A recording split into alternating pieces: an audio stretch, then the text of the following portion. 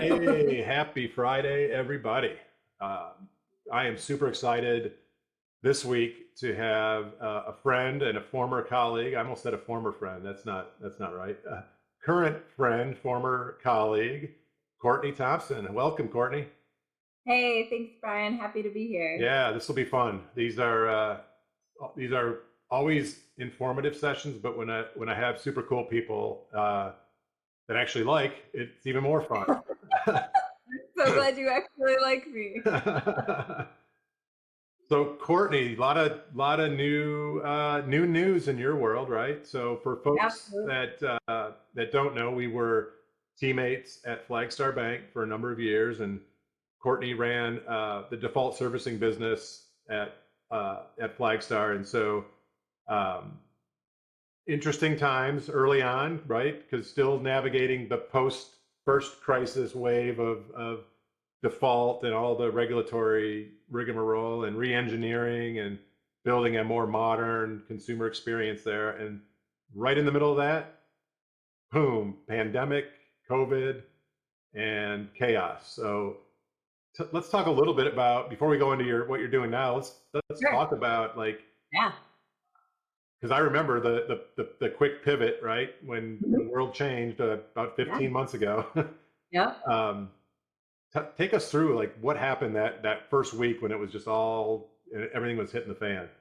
Well, it was pretty insane, actually, especially because we ran a tri-state operation, right? So we had people in Bellevue, Washington. Interestingly, King County, the first county in the country that sent people home.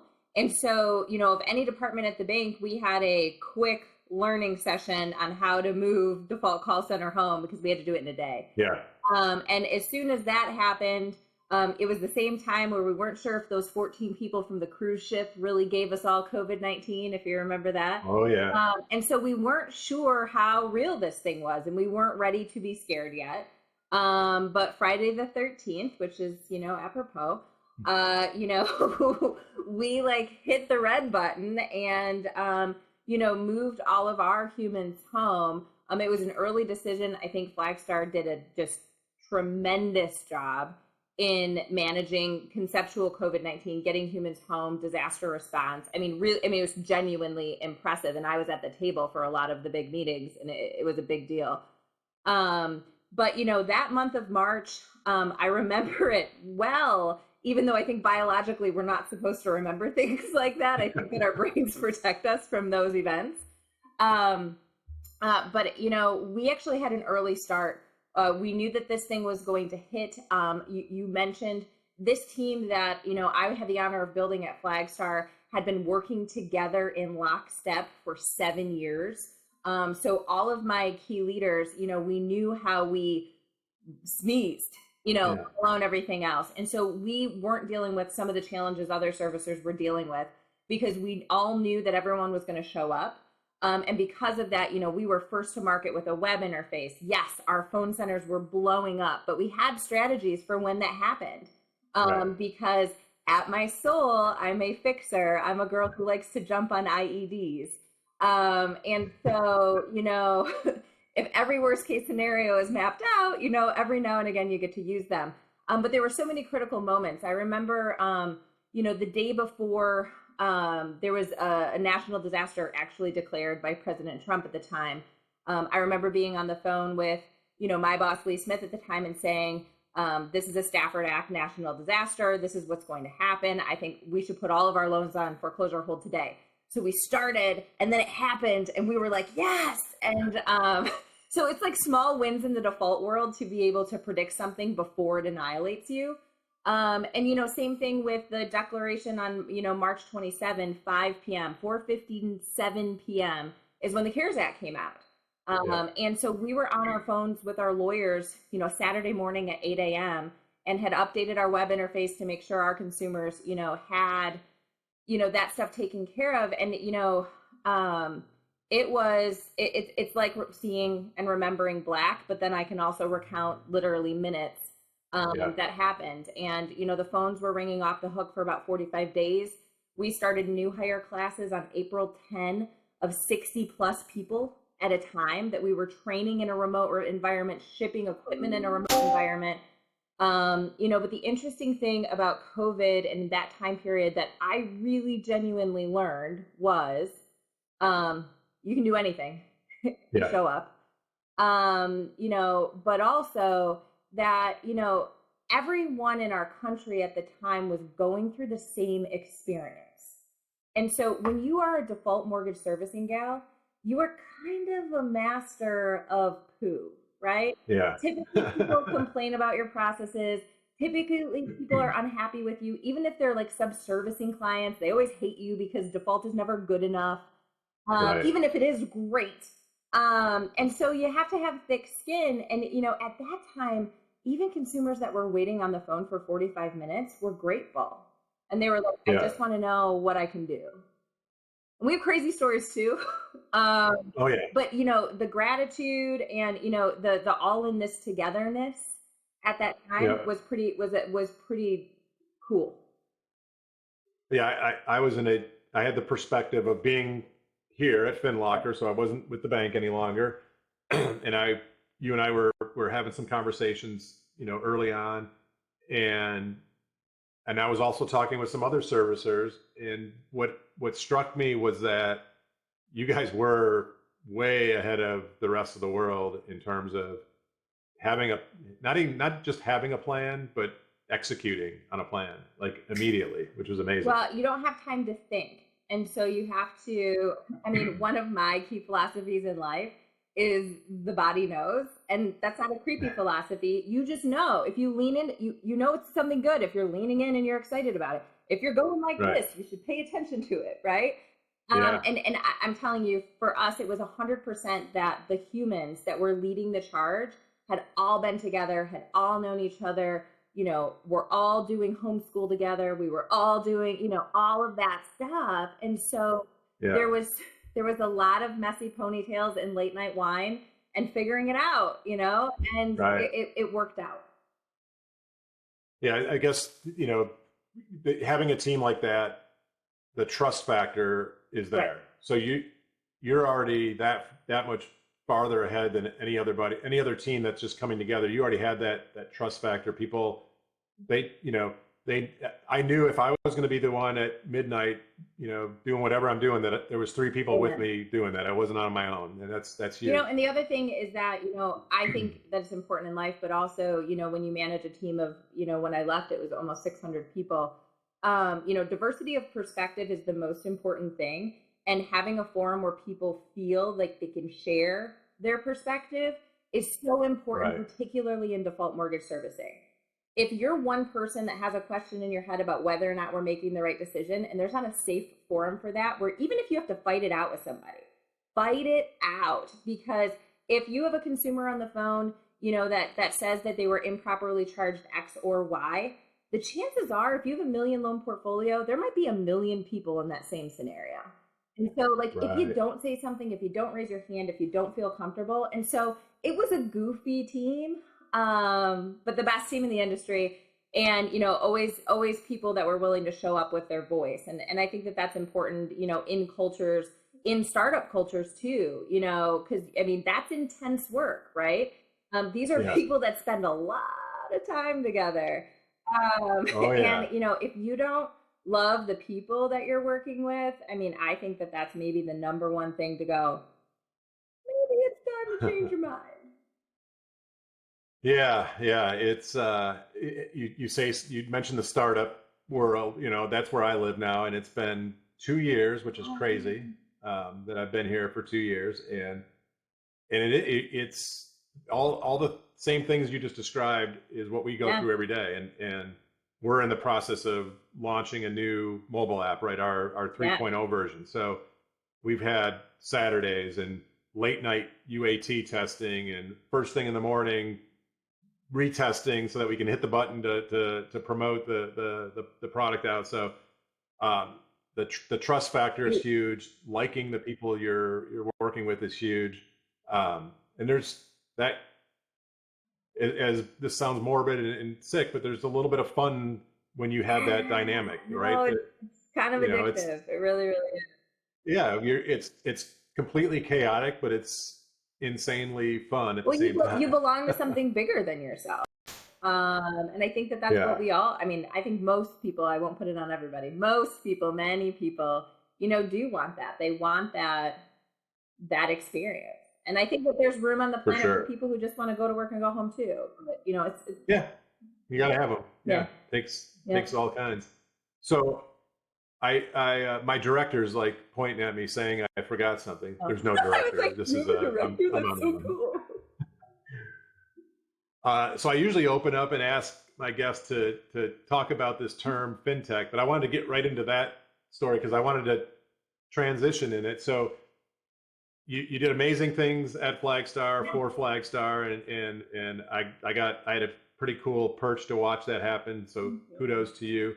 And now you've pivoted out into the universe and are going to be doing the LeBron James. I'm taking my services to, or my talents to the industry. You're really, yeah, you're going to take your talents to the industry. But before we talk about what you're up to, because I think this is a good segue.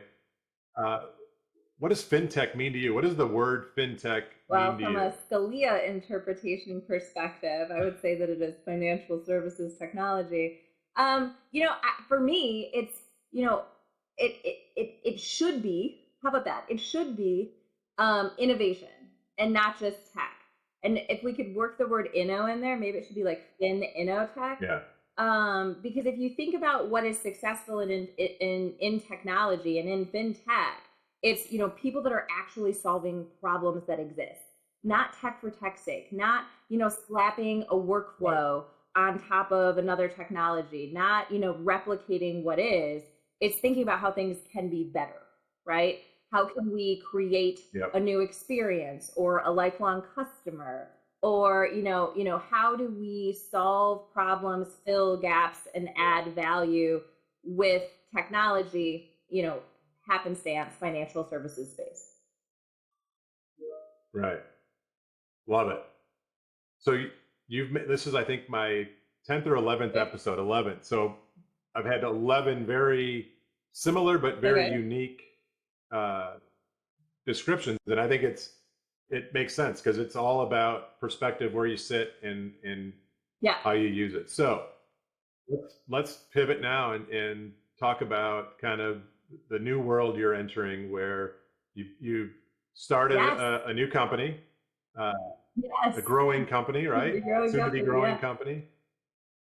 What the heck are you going to be doing? So when I was at the bank, I had the honor of running our FinTech Accelerator program, and I jumped right in with a lot of really cool technologies, largely on the origination space, not always in servicing, and servicing is my homeboy, as it were.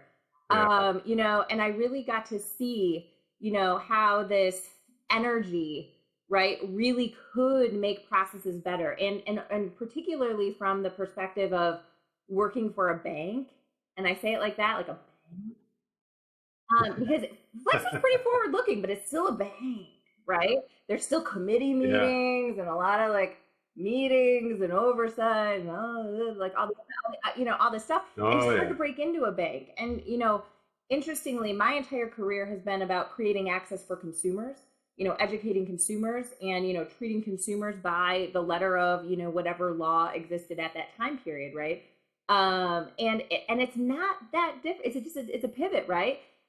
So running an accelerator program at a bank, you're creating access for people who are energetic, people who care, and people who want to solve those problems and create that technology. And so, what I learned through my years, I entered operations in servicing as a non-traditional candidate. I was a lawyer first. I was a trial lawyer first by trade. I had the honor of building technology, data environments, proprietary tools for Flagstar. Actually, I was given the opportunity to throw default servicing in the water like John the Baptist and pull it out in the name of Flagstar. And it was so cool. But I knew I wasn't going to be an operator forever. I knew I wasn't going to work at a bank forever.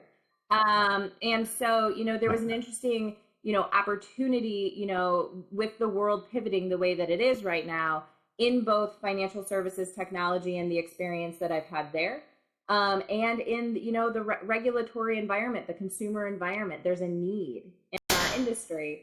And so, I took a deep breath and I decided that I wanted to spend all of my time doing the thing that makes me that energetic and makes me that excited. And so, Consigliera was born. We aim to be your trusted advisor, right, in all things people, process, and technology, but really in honor of the consumer and the consumer experience. So whether that's policy, we're working on some cool stuff in remote online notarization and other fun stuff in the industry right now. We're working on some stuff with the Homeowners Assistance Fund, which is the $10 billion from the Treasury that needs to go to the states, needs to get to consumers and then back to servicers. But also high-risk regulatory management. So, that is where I came up. That is how I was able to receive all of my opportunities along the way. I worked in the first big consent orders post Dodd-Frank. I worked, resolving high-risk regulatory problems for other financial institutions after that. And, that's where I cut my teeth. Is that what the right word? I don't know. And so, of course, that, and of course, that now. So whether it's readiness, we're working with a couple institutions on regulatory readiness. I'm sure you saw the circular, unprepared is unacceptable, from the CFPB. Yeah. But also, we're here to help if you find yourself in a sticky spot, too. And what I like what you're doing, it's not just old school mentality around regulatory issues and servicing. You bring a very forward thinking process, including leveraging innovative tech as a solution. So it's going to be cool to watch. It's fun, and I find that I have a unique spot in the industry, for these types of businesses because I do have great relationships with the fintech community and great tools that that I can connect people with, but also I've been in the actual trenches, and a lot of people haven't. Some of them have had fancy roles in Washington. Some of them have, had, big roles, at other institutions, but literally ground up trenches, whether it's call center, all of it. And so it is a different perspective. It also is a different type of working relationship. But it's taken off, and I couldn't be more excited. So when you hit on the Bureau's kind of edict, right? I'm part of a few discussion groups, and so it's pretty heated in there. But what are you hearing from servicers themselves? Because it's like again, you and I came from a place that really did it well, and it's easy to say, "Oh, they weren't talking to us," because we do it well, right? But without naming names, I'm sure there's people, there's servicers that haven't done it well, and the list of servicers that are seriously, right? Yes, and I think that again, I had the honor of having a team that had worked together through a long time, sometimes through sticky scenarios. But much like anything in the universe, servicers are often only as good as the last article that some angry consumer gave to the AP. I have never met a human in the default mortgage servicing industry that I believed wanted to foreclose on a consumer or anything else like that. It's just, I think a lot of times it is about, who is managing the organization and what is their core, and are they managing widgets and commoditizing humans, meaning the bottom line only, or are they actually thinking about what they're doing? The Bureau's been really, really clear. They've given us a roadmap. You can find it at cfpb.gov or whatever there was. They've given you a roadmap. You know what you need to do. You just have to be prepared. I think that the industry right now is braced for two big things related to the CFPB. One is, there's a series of new rule updates, changes, whatever you want to call them, new rules in the debt collection space, and in RESPA. But then also the CFPB, you'll let us know in April that they plan to issue a rule, and Monday they said that it will be here by the end of the month, They plan to issue a rule that impacts the current foreclosure environment. So moratoriums stand to lift at the top of next month. The Bureau said in an investigatory rulemaking initiative in April, we're thinking December 31st. What do you think, industry? Right? Deep breath. Get your paper bag out. Does your director have a paper bag to breathe into? But they also said, or tell us why it shouldn't be that, right? And so, I think that they're trying. It's interesting to see a federal regulator put its neck out in a space that has traditionally been reserved to the states. There's a little like American legal history conundrum there. But, at the same time, I think they are trying to, policymakers try to do the best things that they do. I don't know that they always come from the trenches and understand the downstream implications of the decisions they make. But, foreclosure's been on a standstill since March 18 of 2020. And that includes foreclosures in the state of New York that have been pending for 8 years. So it's not just this. So the CFPB is attempting to regulate this population that has truly been impacted by COVID-19 financially, and that should happen. That's the right thing. But I think that the industry's fingers are crossed that there is some middle ground between now and December 31st. And, if I had a crystal ball, I would guess that, some exclusions from that rule would be consumer has been reviewed for loss mitigation and that's not available. The foreclosure commenced prior to the declaration of a national emergency, things in clear categories like that, where, quite candidly, we have an entire vendor network that has had zero cash flow, thank you, PPP, since last March. And they're about, whenever the switch flips, they're about to get crushed. Scale, at Flagstar, we had about 5,000 assets in foreclosure in February of 2020. If foreclosure happened on the day I left in March, that looks something like to the tune of like 50,000. And so, this network has been deprived of cash flow. The foreclosure moratoriums have been extended, 5 and 6 days before they were supposed to be lifted. Do they pay their people? Do they call them back early? Do they just wait? Like, how do you even manage this environment? Not to mention the fact, it's not just them. Think about courts. Courts haven't been managing foreclosures at all for a year and a half.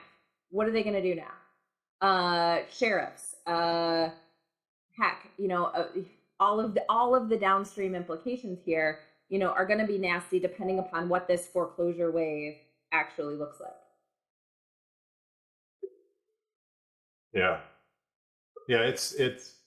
It's so fascinating and scary at the same time, because clearly when in the origination side and the inventory side of real estate, there's an impact that's happening because of this moratorium. So just for the good of the housing industry and stabilizing values and getting inventory, we need to have a piece of inventory that comes from foreclosures. That's just always been part of there's the model. There's nothing, and there's broken. Quite the inventory. And so it does feel like there needs to be some. It's almost like opening the floodgate. You need to just kind of slowly let the water start flowing out without ripping out the berms and the beams and all that stuff. We have a lot of good vendors in that network. I think that people are going to do it the right way to the extent that they can. There's a rule environment to support what the right way is now. Whereas in the last downturn, all of the rules, the CFPB, like none of it existed. And so, people did the best with, what was there. And now the rules do exist. And so I hope better for the industry this time around.